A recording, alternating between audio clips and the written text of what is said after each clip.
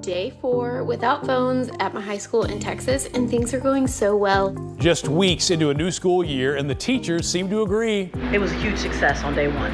Huge. I think that cell phones should have been taken a long time ago. If anybody's wondering if the no cell phone thing was a good idea, it was. A chorus of approval on social media as Texas joins a growing list of states across the nation banning cell phones in schools, and the results have been immediate. But I've never had so many kids locked in and engaged in note-taking and in their classwork.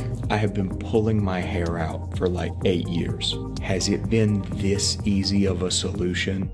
Maybe, and teachers may be asking what took so long, because the research has been overwhelming for a while. 72% of educators say distractions from cell phones in class are a major problem. Even kids say so. 56% admit phones are a distraction. And the hope is that by banning these phones, it leads to more attention, better grades, better test scores, less cyberbullying, less need for discipline, better overall outcomes. And already, they're seeing a big change. Our library is busier than it's ever been, and our lunchroom is louder than it's ever been. Kids were actually talking to each other and having conversations and laughing. It was loud in the cafeteria, but a good loud. 2/3 of all Americans say they support these bans, and although you would expect they're not too popular among kids. What I didn't expect were the parents.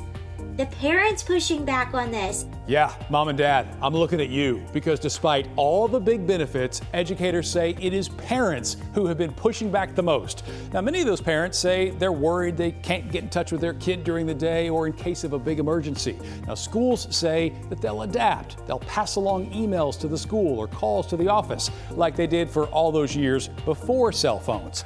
So, some positive early signs to go along with some growing pains, but So far, so good. Let's see how the year continues to go, because they be having that itch to scroll. although now teachers may be stuck dealing with a new old problem. We talked about these notes, y'all. They're gonna be writing notes to each other, guys. They're gonna be writing notes.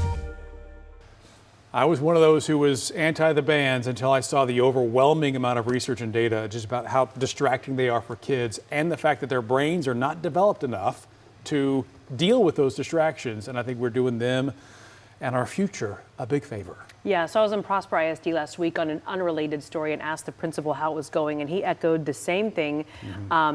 Also saw a lot of kids passing notes. Old school, hello, like we did it when I was in school.